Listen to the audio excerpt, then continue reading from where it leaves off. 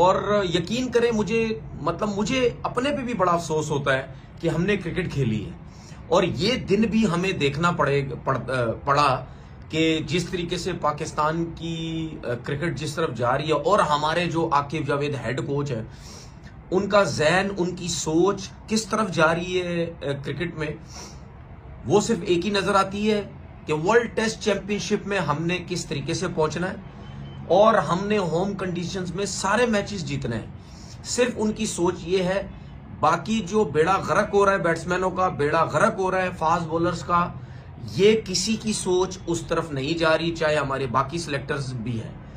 ठीक है, मतलब यानी नोमान अली ने हैट्रिक की, बहुत अच्छी बात, बहुत खुशी की बात। नोमान अली ने हैट्रिक की, 54 पे 8 आउट थे, मुझे ये बता दे उसके अंदर उसकी हैट्रिक थी। कितनी मेहनत करनी पड़ी नोमान अली को, या उससे पहले जो वेस्ट इंडीज से मैच था या ये मैच था, स्पिनर्स को कितनी मेहनत करनी पड़ रही है, चाहे वेस्ट इंडीज के स्पिनर थे चाहे हमारे स्पिनर थे। ठीक है, क्या मेहनत करनी पड़ रही है। पहले ओवर से लेकर आखिरी विकेट था आओ हो रहा है, इतना बड़ा बॉल ब्रेक हो रहा है।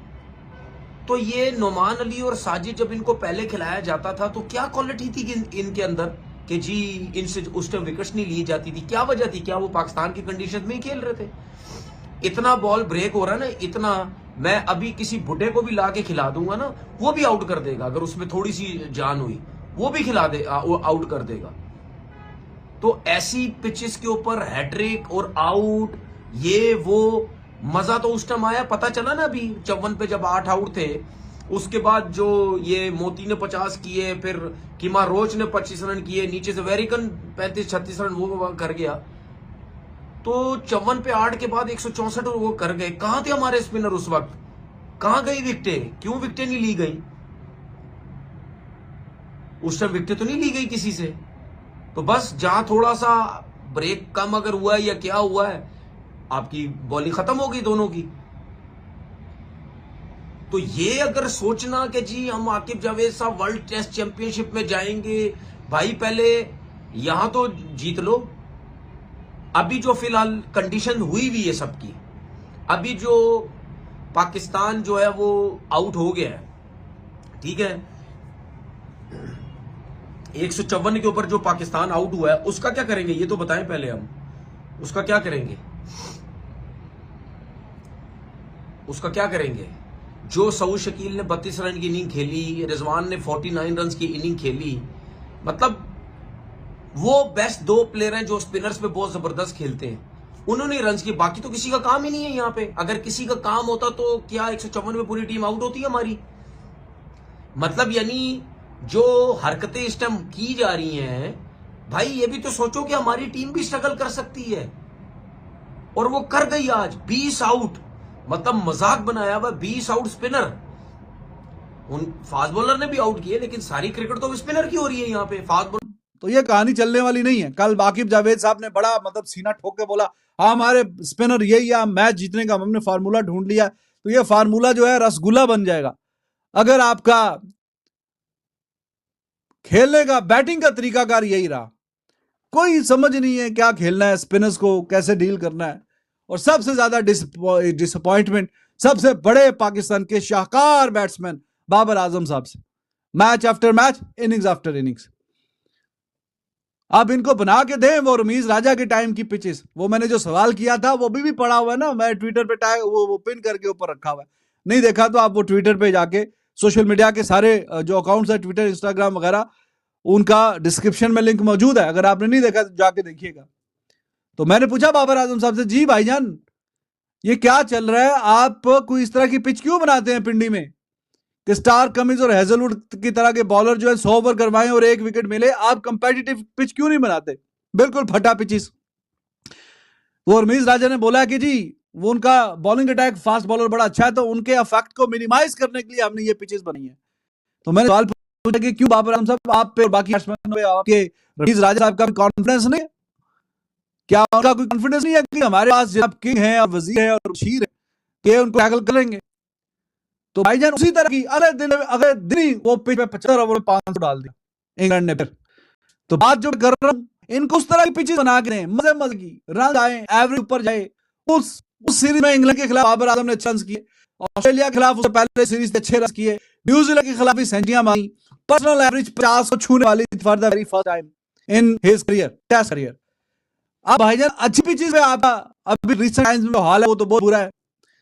इंग्लैंड वाली सीरीज में वो जिसने जिंदगी में रन नहीं किए वो भी रन कर गए, और जो 100 करते थे वो 300 कर गए। सुल्तान का पहला जो मैच था इंग्लैंड के खिलाफ पाकिस्तान का, शान मसूद ने 150 किया, हमारे अब्दुल्ला साहब ने 100 किया, ब्रुक्स 100 करता है वो 300 कर गया, रूट तो करता है वो अपने करियर के हाईएस्ट गया। बाबर आजम आपने मैच में कुछ नहीं किया, ना पहली बारी ना दूसरी बारी, pitch in the history of Pakistan जो मिली जिसमें पाकिस्तान ने 550 और इंग्लैंड ने 850 डाले, बाबर आजम उधर भी कुछ नहीं कर सका दोनों बारी में। और अभी जब इस तरह की पिच बन रहे हैं तो फिर क्या हाल होगा, फिर क्या कहानी होगी, कौन सी तरह की चीज आप सामने लेके आए कि पिचेस आप कहेंगे और खेलेंगे तो भाईजान आप हो जाएगी छुट्टी। बेशक जितनी फिर सोशल मीडिया पे लोग मिलाते रहे, बिल बिलाते रहे, हाँ जी ये किंग को कैसे बैठा दिया, किंग को क्या हो गया, तो भाईजान आपकी परफॉर्मेंस जो है ना वो किंग के वाली भी नहीं है, तो बाकी तो बातें ही छोड़, इस तरह बातें नहीं बनती, इस तरह काम नहीं चलेगा। आगे हवा में आ गया था मुल्तानी साहब मुल्तान में मैच हुआ है तो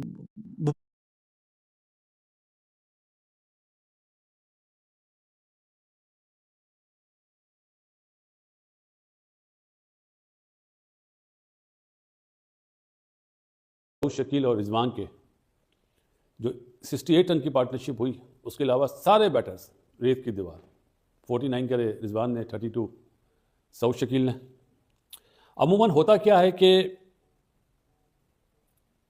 जब आप शुरू में टॉप पर हो ना तो उसको ग्रैब करना चाहिए।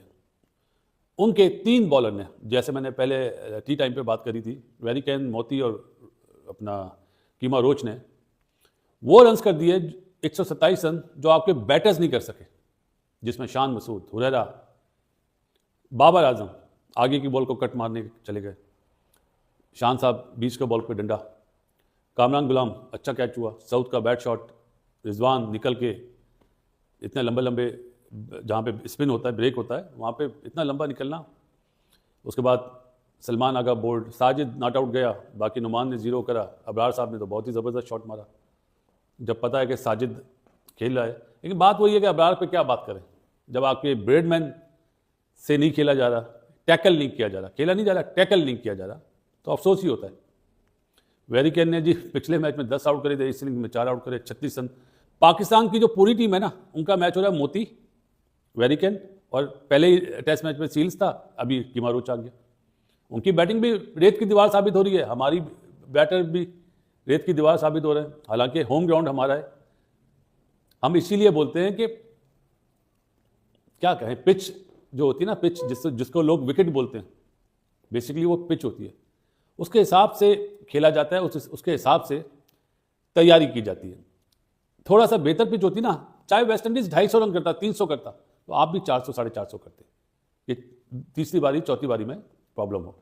लेकिन जी अभी तो मेरा ख्याल है हमारे बॉलर ज़्यादा अच्छे हैं उनसे। देखें, फिर मैं कह रहा हूँ, हमारे बैटर का फ्लॉप शो है ये कि गलत टैकल कर सके, मतलब टैकल ही नहीं करना आया, तकलीफ हुआ, सीधी सी बात है। मोती भाई ने 3, कीमा रोज 2 और अपना वेरिकन भाई हमारे 4, 1 रन आउट दोबारा हो गया। रनआउट चौथा रन आउट है ये दूसरे टेस्ट मैच में, तो उनके बॉलर्स को पूरी विकेट नहीं मिल रही है, हमारे बॉलर्स को पूरी विकेट मिलती है, उनका कोई रन आउट होता नहीं है। लेकिन सवालिया निशान है जी, अब क्या, कौन आएगा, कौन प्रेस कॉन्फ्रेंस करेगा, क्या जवाब दिए जाएंगे। अब आना चाहिए शान मसूद को कि इतने रन जो आपने बनवा, आपके बॉलर्स, अपनी मेहनत सारी की सारी जाया होगी। यहाँ पे अगर पाकिस्तान 200 भी करता, हम कहते चलो थोड़ी सी बेटर। अभी तो वेस्ट इंडीज इसका फुल चार्ज हुआ हुआ है, वेस्ट इंडीज को तो पूरी उम्मीद है कि जिसको कहते हैं हम छोड़ेंगे नहीं, हम मैच जीत जाएंगे। और जहां वेस्ट इंडीज ने 150 भी कर दिया, पाकिस्तान से कहां चेज होगा। पाकिस्तान को तो अलग पता जाएगा चेस करने के अंदर। चौथी इनिंग्स में पाकिस्तान ने खेलना, और इस टेस्ट मैच का तो कल मेरा ख्याल है फैसला हो जाएगा, कल ही इसका फैसला हो जाएगा। ये टेस्ट मैच का रिजल्ट क्या आता है ये तो कल ही फैसला हो जाएगा। लेकिन मैं कहना चाहूंगा कि बाबर आजम को, स्पेशली बाबर आजम को सीरियस होना पड़ना है टेस्ट क्रिकेट के अंदर, स्पिन को अच्छा खेलना पड़ना है।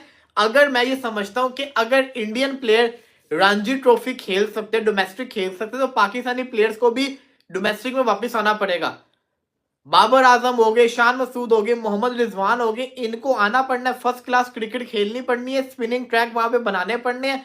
जब घर के अंदर आप स्पिनिंग ट्रैक बनाओगे, उसको प्रैक्टिस करोगे, तब जाके आप ऐसी कंडीशन के अंदर खेलोगे, वैसे नहीं खेला जाएगा। तो इसलिए जरूरी है कि आप घर के अंदर, जिसको कहते हैं ना, प्रैक्टिस करें। तो पाकिस्तान की टीम तो लड़खड़ा गई एकदम से, सलमान अली आगा भी गए, सारी की पूरी टीम ही लगी गई, पूरी की पूरी। कामरान गुलाम वैसे इतने रन करता है, अब 1 सेंचुरी उसकी आई, उसके बाद से उसकी परफॉर्मेंस नहीं आ रही, और आउट भी ऐसे तरीकों से होता है, मैं क्या ही बोलूं।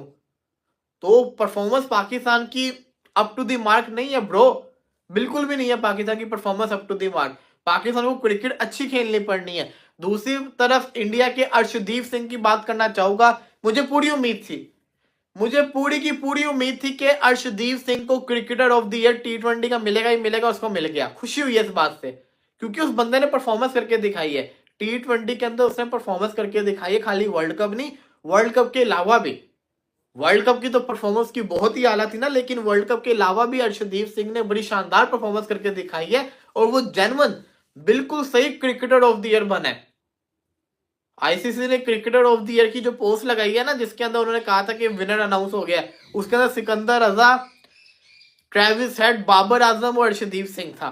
एकदम मुझे डाउट हुआ इन्होंने कि बाबर को तो नहीं बना दिया, क्या Babar cricketer of the year तो नहीं बन गया। मैंने जल्दी से लिंक खोला तो पता चला अर्शदीप सिंह बने हुए हैं। तो मुबारकबाद हो अर्शदीप सिंह को, अर्शदीप सिंह ने अच्छी परफॉर्मेंस करके दिखाई। मैं आपको वैसे ही बता देता हूँ, टेस्ट का क्रिकेटर ऑफ द ईयर होगा कमिंदो मेंडिस या जसप्रीत बुमराह, मेंडिस या बुमराह, इन दोनों में से कोई एक होगा टेस्ट का cricketer of the year. ODI की जहां तक बात की जाए तो ओडीआई के अंदर कोई श्रीलंका का प्लेयर होगा क्रिकेटर ऑफ द ईयर, ये कहानी होनी है। बाकी आपके सामने सारी टीम्स तो आ गई हैं। सर गार्डफील्ड सोबर का जो अवार्ड होगा वो देखना वो किसको मिलता है, वो किसको मिलता है, वो बहुत बड़ा अवार्ड है, वो देखना वो किसको मिलता है, ये बहुत इंपॉर्टेंट अवार्ड होता है। इसके अलावा एक बॉलर का भी अवार्ड होता है, तो वो भी देखने हैं। बल अलबत्ता देखा जाए तो सही हुए, आईसीसी के अवार्ड चल रहे हैं, कल तक सारे के सारे रिजल्ट सामने आ जाएंगे आईसीसी के।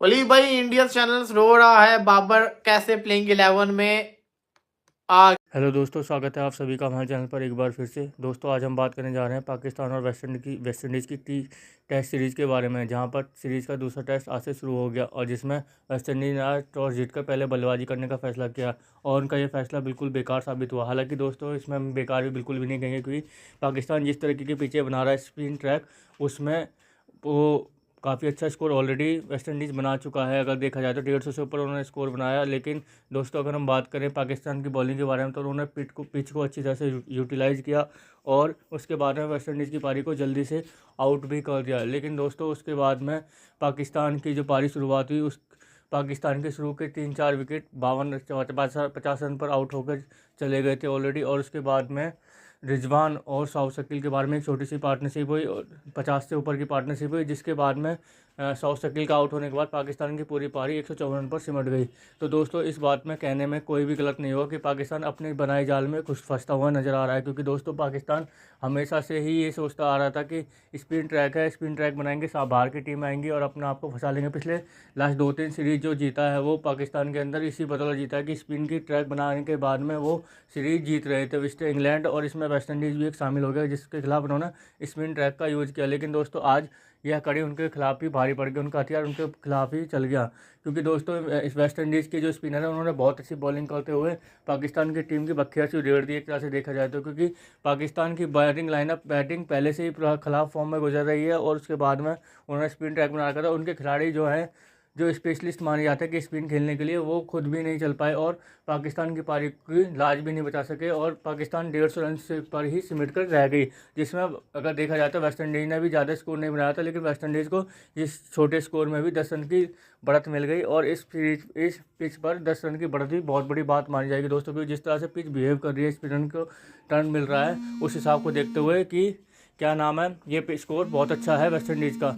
तो दोस्तों आगे देखते हैं वीडियो में क्या होता है। नंबर पे जो है जोमेल जो है, जिसने विकेटें भी 4 ली हैं पाकिस्तान के अगेंस्ट, उसने भी जो है वो अच्छी खासी बैटिंग करते हुए पाकिस्तान के अगेंस्ट अच्छा खासा जो है रन बना लिया, जिसमें उसने 36 रन बनाए, 2 छक्के 1 चौका उसने लगाया।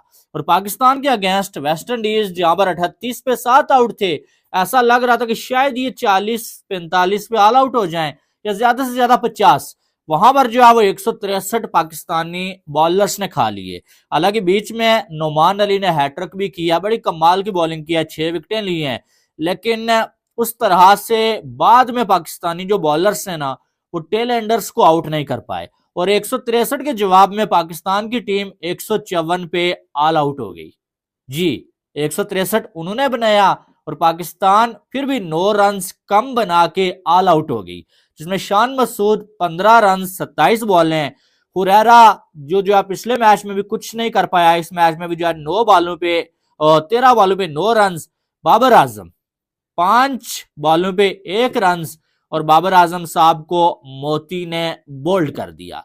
पिछले 3 इनिंग्सों में बाबर आजम जो है 10 रन नहीं। तो दोस्तों देखा आपने पाकिस्तानी मीडिया के रिएक्शन। पाकिस्तानी मीडिया पूरी तरह से बौखलाया से नज़र आ रहा है, जिसके बाद में पाकिस्तान की टीम की जो प्रदर्शन रहा है उसको देखकर, हालांकि दोस्तों कोई भी किसी भी देश के लोग होंगे इस तरह के प्रदर्शन को देखकर गुस्सा ही होंगे, क्योंकि वेस्ट इंडीज़ इस टाइम पर इतनी बड़ी टीम नहीं है। क्योंकि दोस्तों एक टाइम जमाना हुआ करता था जब वेस्ट इंडीज़ की टीम को बहुत बड़ी टीम माना जाया करता था और वेस्ट इंडीज़ को हराना एक सपने में की तरह होता था। लेकिन आज का टाइम वो है कि वेस्ट इंडीज़ की टीम उस लेवल की बिल्कुल भी नहीं रही है और वेस्ट इंडीज़ की टीम को कोई भी हरा के चला जाता है। हाल देखा जाए तो अफगानिस्तान बांग्लादेश जैसी टीमें भी वेस्ट इंडीज़ को आराम से हरा देती है। लेकिन दोस्तों आज पाकिस्तान को उसके घर में ही करारा जवाब देते हुए वेस्ट इंडीज़ ने बहुत अच्छी बॉलिंग करते हुए पाकिस्तान की पहली पारी को बहुत जल्दी समेट दिया, जिसका खामियाजा शायद हो सकता है पाकिस्तान को ये टेस्ट हार कर भी चुकाना पड़ सकता है। क्योंकि अगर वेस्ट इंडीज़ ने दूसरी पारी में थोड़े सही से रन बना दिए 200 से ऊपर, तो इस मैच में पाकिस्तान के लिए कुछ भी नहीं बचने वाला है और पाकिस्तान इस सीरीज़ को भी लेवल पे कर लेगा।